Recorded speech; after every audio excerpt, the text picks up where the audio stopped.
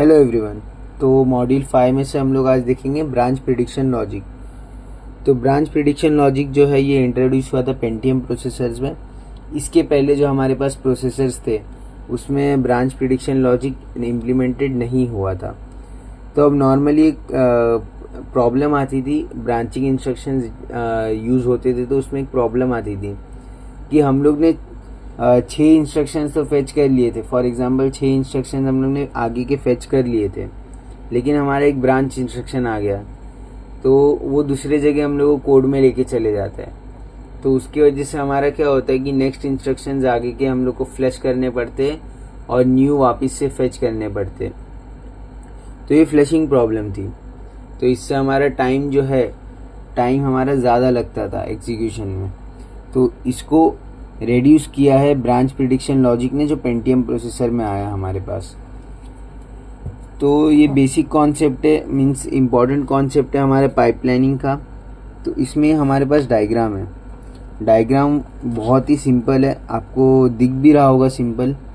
मैं आपको एकदम अच्छे से बता देता हूँ कि इसको ड्रॉ कैसे करते हैं और एक्सप्लेन कैसे करना है। तो यहाँ पे हमारा स्ट्रांगली टेकन है, यहाँ पे हमारा स्ट्रांगली नॉट टेकन है, वीकली टेकन है, वीकली नॉट टेकन है।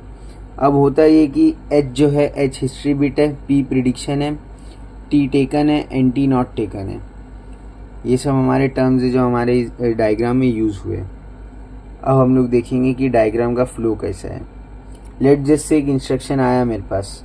हिस्ट्री मतलब कि वो पहले एग्जीक्यूट हुआ है कि नहीं, मीन्स वो पहले ब्रांच गई है कि नहीं।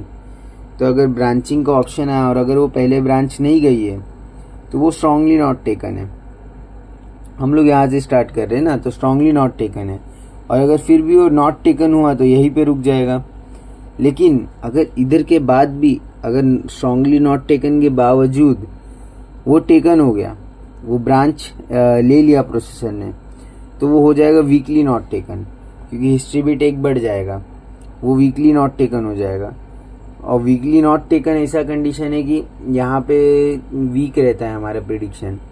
तो अगर हमारा नॉट टेकन हो गया, अगर एक भी बार वो ब्रांच नहीं लिया तो वापस से वो स्ट्रांगली नॉट टेकन में चले जाएगा। लेकिन अगर एक भी बार उसने ब्रांच ले लिया तो वो वीकली टेकन में चले जाएगा। और वीकली टेकन में हमारा हिस्ट्री बिट की वैल्यू 2 है, 10 मतलब 2 होता है, और प्रिडिक्शन जो है वो टेकन है।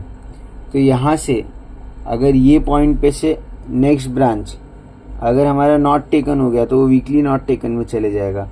और अगर यहाँ पे हमारा ब्रांच टेकन हो गया, प्रिडिक्शन टेकन है, और अगर ब्रांच भी हमारा टेकन हो गया तो वो स्ट्रांगली टेकन में चले जाएगा। और यहाँ से अगर जब भी अगर वो ब्रांच ले लेगा तो यहीं पे रुके रहेगा। लेकिन यहाँ से अगर नॉट टेकन हो गया तो वापस से वो रिवर्स कर लेगा। तो आपको आई गेस फ्लो समझ गया होगा। यही चीज़ को हम लोग थियोरी में एक्सप्लेन करेंगे बेसिकली। तो ये चीज़ में ब्रांच टारगेट बफर यूज़ होता है। Branch target buffer address of branch instruction store करता है और प्रिडिक्टेड टारगेट एड्रेस स्टोर करता है, और ये जो प्रिडिक्शन बिट है इसको स्टोर करता है।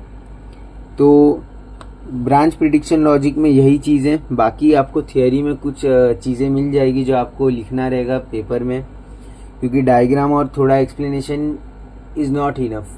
थोड़ा और हम लोग को डिटेल में थियोरी लिखना पड़ेगा, जो कि हमारा पीडीएफ में है। पीडीएफ की लिंक मैंने डिस्क्रिप्शन में डाली है। Okay, thank you.